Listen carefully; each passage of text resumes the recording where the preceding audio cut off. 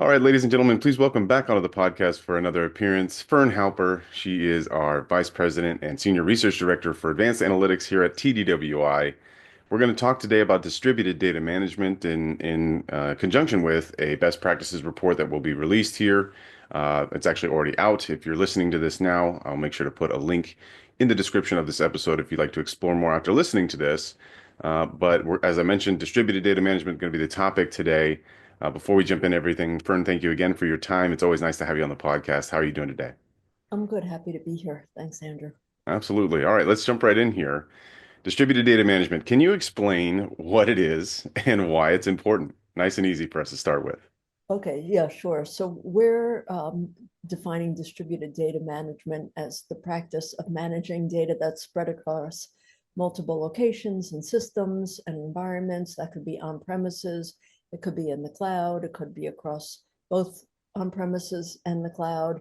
But the point is, it results in the need for organizations to access, process, and analyze data efficiently, regardless of where it's located. So that's how we're defining distributed data management. So it basically sounds like what it is. And then in terms Mhm. of why it's important because it makes things more complicated. We think that distributed data management is basically a fact of life now for most organizations. First think about, what's happening in the business. Your business could be expanding for whatever reason, and then they find themselves managing all sorts of different data sources, or there could be incremental growth and expansion that may be driven by decisions that made sense at a certain point in time, but now you're sort of saying, oh no. But for instance, maybe you wanted a certain operational or analytical data store for a various reason, or you invested in a CRM or an ERP system, or your company had a merger, or you acquired another company, and that can obviously add to the complexity also. So that's one reason why it's a fact of life. I think another reason why it's a fact of life is because we see that organizations want to implement more advanced analytics like AI. And so, in order to support that, they're collecting an increasing amount of diverse data. So, in this survey, I think over 70% of the respondents said that their data was both structured and unstructured. So, that includes text and machine data and real time data. And you think about this data, it's very useful for creating enriched data sets that are needed to build AI models. So, I think that the reality is that distributed systems are going to be, and they are already, an inevitable part of modern business because of everything that's happening, Hmm. out there. So it's something that organizations have to deal with. Quick question there, Fern. We've talked a lot about this kind of distributed data environment. How rare is it now to find an organization of any size that is just using, you know, a non-distributed data environment where it's just a single source? Is that even something that is still happening?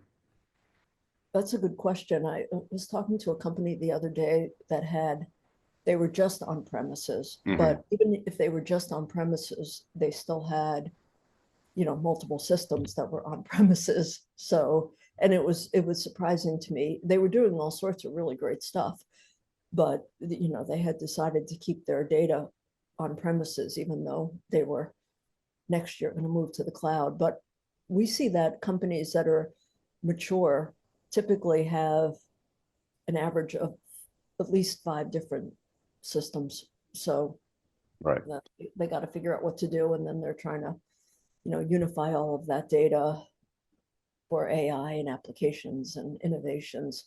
So, yeah, I think it's just a fact of life.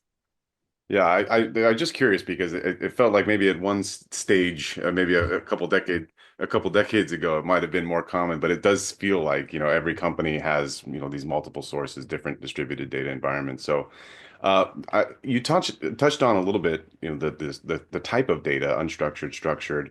Can you talk a little bit more about what kinds of data organizations are collecting and then of course how they're managing it? Yeah, sure. So we did ask that question in the survey, and we saw that close to 50, not only, of course, they're collecting structured data, but they're collecting this unstructured data. So I was surprised, but close to 50% of the respondents were collecting internal text data. And in past surveys, I've seen that at around 35 or 40%. So it could be that this group was just drawn to the survey, but more and more organizations are collecting this text data. Even 40% were collecting machine data. And there was a sizable amount, not 40%, but who were collecting some sort of image data. And I think that many organizations, they still focus on analyzing their structured data, but there's definitely a move to incorporate this more diverse data. So, if you're thinking about like predictive maintenance applications, they want to use sensor and machine data. They want to analyze their internal unstructured text that might be found in trouble tickets or call center notes. That's especially becoming popular with generative AI, and it's a good like sort of phase one application that companies are doing. So they'll take their, like their call center notes, and they'll run it through a generative AI, GPT or something like that, and then they'll be able to classify the types of problems that they're getting in those call center notes, and they're having a lot of success with that, which is cool. And then they're also, of course, analyzing things like social media. There's a lot of examples, but the point is that the data could be stored in different platforms, and then the platforms span different departments and different geographies. So, we see that when we asked another question, because we were saying about the platforms, there were the top type of platform that organizations were storing data in wasn't a surprise. It was, relational database system that was either on premises or in the cloud. But, while organizations were moving to modernize their environments and support more advanced analytical workloads, they were moving to data warehouses in the cloud. Again, that's not a surprise. We've seen that in other surveys. Also, there were at least 50% doing, 50%, I should say, of the organizations that we surveyed for this survey had their data in a cloud data warehouse. We've seen that number higher and slightly lower, but it's typically, we've been seeing it be higher than a data warehouse on premises. So, and interestingly, when we ask questions about, what are you planning to invest in, like what technology platforms in the next year, the biggest technology platform that they're most likely to invest in is the cloud data warehouse, because they're trying to, again, unify their data. And another platform, so the cloud data warehouse, that's one strategy that they're using to unify their distributed data. But we saw in this survey that other respondents were making use of a cloud data lakehouse that combines the performance of data warehouses with the scalability of data lakes. But that's not to say that they're not trying to unify in other ways too. They're using data virtualization platforms, right? AKA sort of a data fabric type of approach that creates this unified single virtual layer that unifies data across multiple environments, and that's transparent to the user, or not. I should say that the user doesn't need to know what's underneath. Mhm.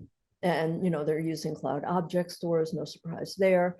And there's even organizations that are still making use of Hadoop on premises because they think that that's going to help them unify their data. But typically, when we talk about the unification, it's like they're trying to centralize in some sort of cloud data warehouse, data lakehouse, or they're trying to move to more of a fabric approach, sort of building this abstraction layer above their data platforms. Okay, yeah, that makes sense. And it sounds like there's a lot that goes into this kind of this I don't know how to necessarily describe it. You would probably do a better job, but this migration might maybe the right word into this new environment. And when you're doing something like that, there's got to be a lot of challenges that come into, that decision as well as the actual implementation. So what are these challenges that organizations are facing with distributed data management? Yeah, well, they're dealing with data quality. That's obviously a big challenge. The majority of respondents to this survey, they said that data quality was the top challenge. You think about the very nature of distributed data management, and that can lead to inconsistencies in data because each system may have a different standard or format or governance practice, and that makes it hard to assume that everything has uniform quality. And then if you're trying to integrate data from multiple sources, to your point, that can introduce errors like duplication and incomplete data and outdated information. So that's a big problem, because if users can't trust the data that they're using, then their confidence like plummets in terms of future data. And once there's a problem, it can be hard to undo the problem, getting people to trust your data.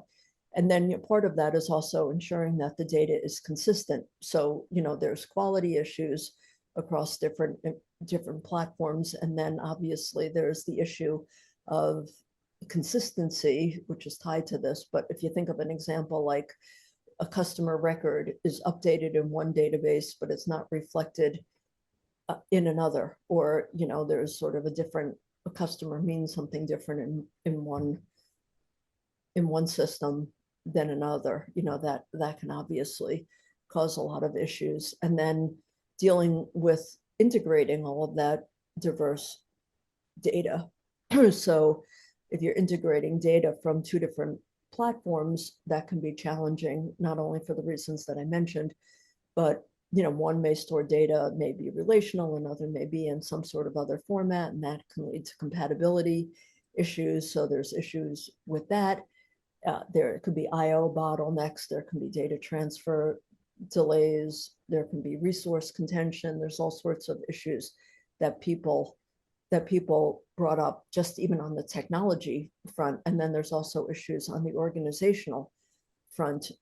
And well, people said that they were concerned about accessing data, so finding the data that they need and then accessing that data.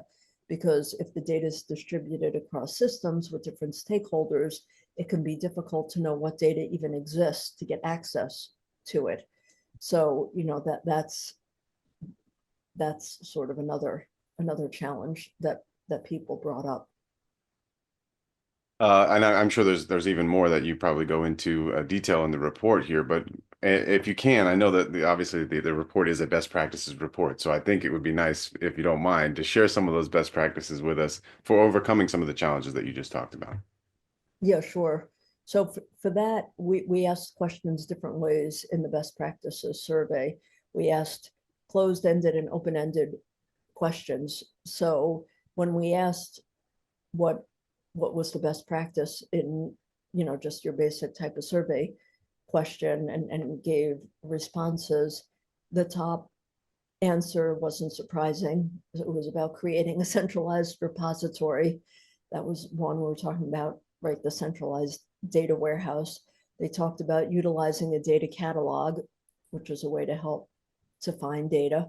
So that was another way. And then implementing a data fabric, which I was mentioning, in terms of this virtual or semantic layer over your data that makes it seem unified, even if the data retains its sources and forms in the actual physical environment. So that was in the regular survey questions. In the free form open-ended answers, those were interesting, and they fell into some different buckets. And they were things like new paradigms, governance, and tooling. So one of the new paradigms is this notion of a data product approach, which sort of came out of the data mesh. And one of the pillars of the data mesh was data sort of as a product, domain ownership of data, federated governance, but a lot of organizations thought by decentralizing and viewing data as their own product while adhering to shared governance standards, this could actually help. So that was one of the things. And it was interesting also because while the numbers were small, when we analyzed the data, it appeared to suggest that those organizations who are implementing data products are likely to be more advanced in their data management maturity. So, it could be one of these chicken or egg things, but 43% of the self-identified advanced respondents were already using the data mesh model with these data products, while none of the beginners were using it, because we asked them to put themselves into beginner, intermediate, advanced. So they thought that that was actually helping to deal with some of the problems. And then they also cited better governance approaches as a strategy for distributed data management. Of course, data governance is important for data management efforts, although it could look different in smaller versus larger companies. So here, people were talking about putting governance councils and committees in place, including obviously data stewards, although they were talking about this federated model in the more advanced cases. And then the stewards were responsible for managing data quality and compliance and adherence to governance policies, which of course, we talked about those as some of the challenges. And respondents were also developing, in some cases, cross-functional governance committees that were responsible for overseeing the data policies and resolving conflicts. So trying to build a more flexible model than like a governance council, that's hitting you over the head with stuff. So, they were trying some more flexible models to try to empower their teams to manage their own data. But it was more of a hub and spoke type of model where there may be some centralized governance controls that were set at the central hub part of the organizational structure, but people were actually managing it in a distributed way. And then another trend was to enable to help with distributed data was to utilize tools that have AI embedded in them. So, for instance, it's being used to automate metadata mapping, tracking lineage. It can be used to enhance data catalogs by recognizing patterns in the metadata and that sort of thing. So additionally, AI can continuously learn from new data, so that can help to improve the accuracy and efficiency of the metadata mapping. So, metadata has been around forever, but I think people are realizing, that it's really, really, really important. So I think 2025 will be the age of renewed metadata interest, especially when it comes to distributed environments. So those were some of, what we saw about with the best practices. And in the report, we outline all of the recommendations, that we think are important. So there's that happening. It's a good report. I urge people to read it. Maybe they'll find something useful in it. All right. Well, that's fantastic. And just to remind folks, as I mentioned at the top of the podcast here, this best practices report is right now available for download. It is the distributed data management, solving business challenges and maximizing opportunities. I will put a link in there for folks that might want to take a closer look, as well as we have 3 other best practices reports that were just released this year as well. You can take a look at that as a wealth of information in there. We also have a webinar coming up on November 18th. Fern and I, you can catch us both there if you're interested in following up there. We have some great expert speakers on that webinar as well that will be diving into this. But Fern, thank you so much for your time today. It's always a pleasure talking with you. I really appreciate it. Have a good rest of your day. Thanks so much. Yeah, you're very welcome. You too. To subscribe to the Speaking of Data podcast, or to learn more about TDWI's research and training on all things data management and analytics, visit tdwi.org or click the link in the description below. Thanks for tuning in.